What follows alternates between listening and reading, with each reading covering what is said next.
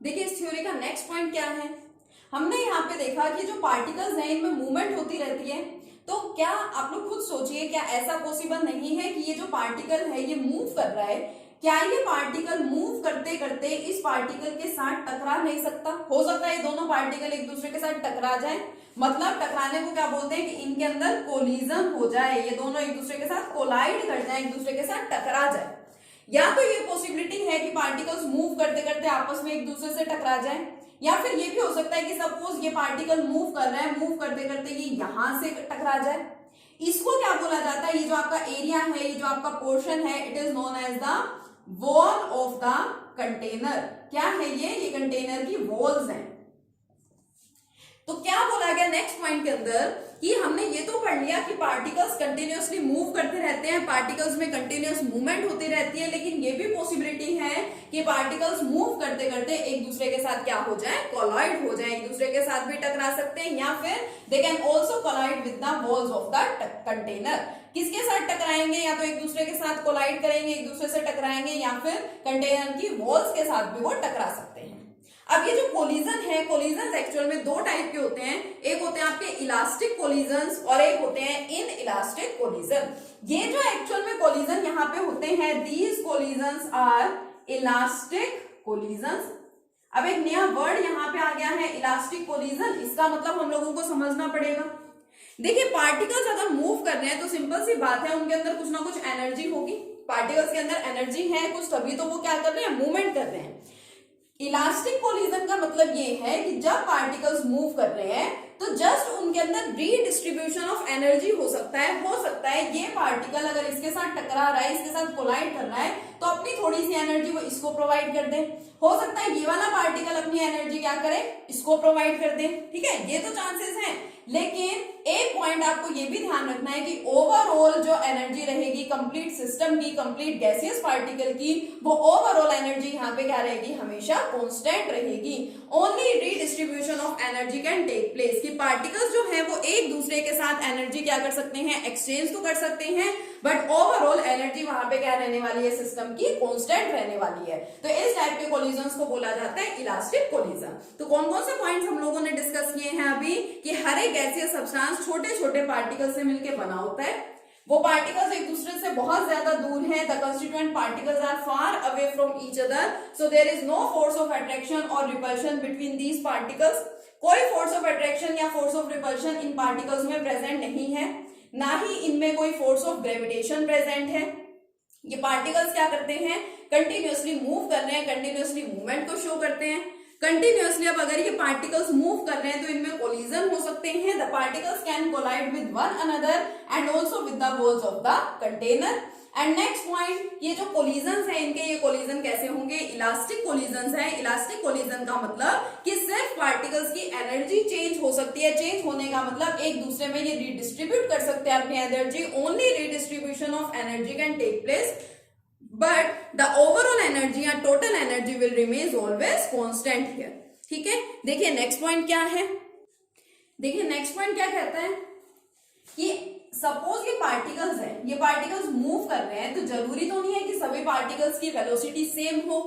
These particles are moving with different velocities, इनकी velocities क्या हैं, डिफरेंट है। These particles are moving with different velocities. अब अगर इनकी वेलोसिटीज डिफरेंट है तो ये मूव कर रहे हैं, the energy associated with movement is known as the kinetic energy. And kinetic energy होती क्या है, kinetic energy is equal to half mv square. अगर पार्टिकल्स की वेलोसिटी डिफरेंट है, अगर पार्टिकल्स डिफरेंट वेलोसिटी से मूव कर रहे हैं तो ऑब्वियसली उनकी काइनेटिक एनर्जी भी क्या होगी, डिफरेंट होगी।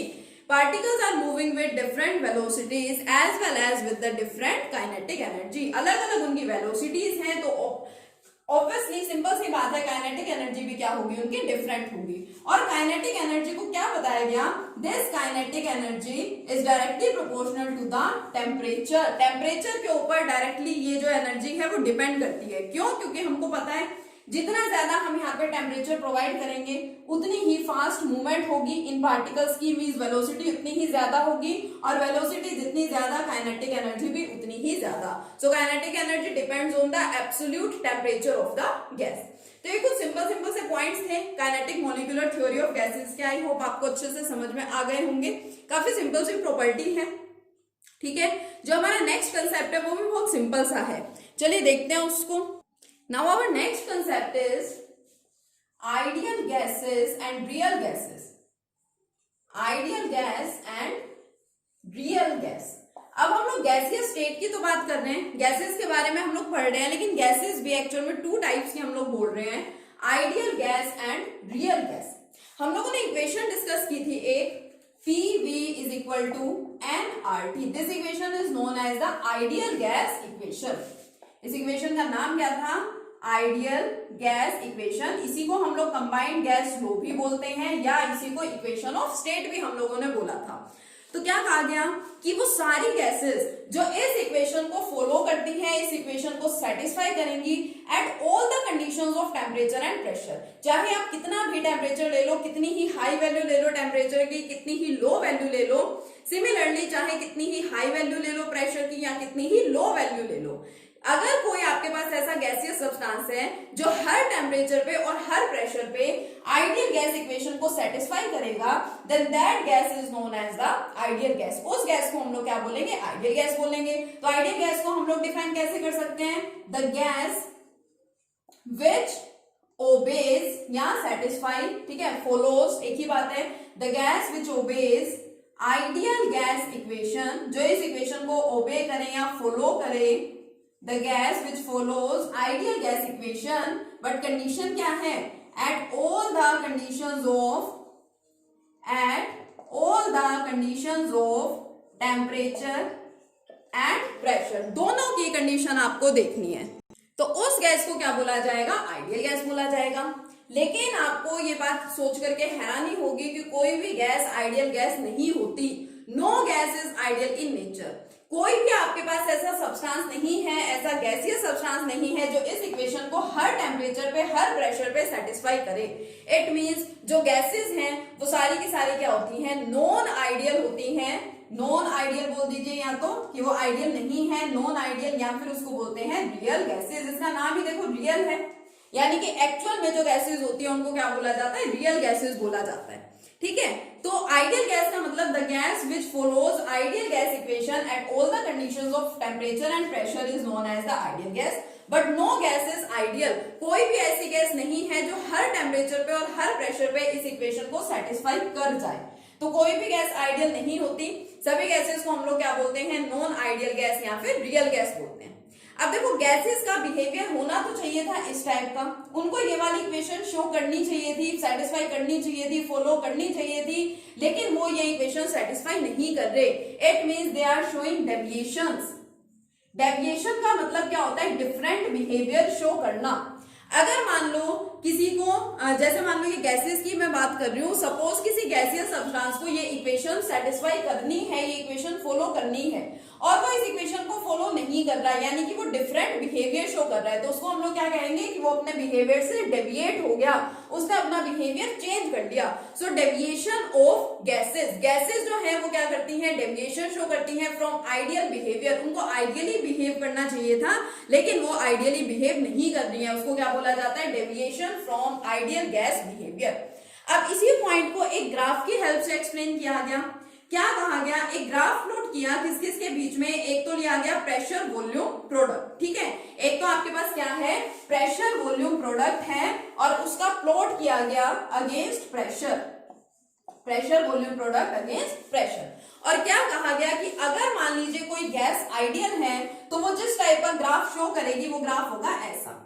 ये वाला ग्राफ क्या होता है? ये कर्व किसको रिप्रेजेंट करता है? मैंने आपको बता रखा है कांस्टेंट। अगर आपके पास कुछ भी प्रेजेंट है, अगर मैं आपको कहूं कि प्रेशर वॉल्यूम का जो प्रोडक्ट है वो प्रेशर पे डिपेंड ही नहीं करता है, कांस्टेंट है, तब आप इसको क्या करेंगे? ड्रॉ करेंगे। तो यानी कि अगर ऐसी आपको लाइन मिले किसी गैसियस सब्सटेंस के लिए, तो ही वो गैस क्या होगी? आइडियल गैस होगी, अदरवाइज वो गैस आइडियल नहीं है।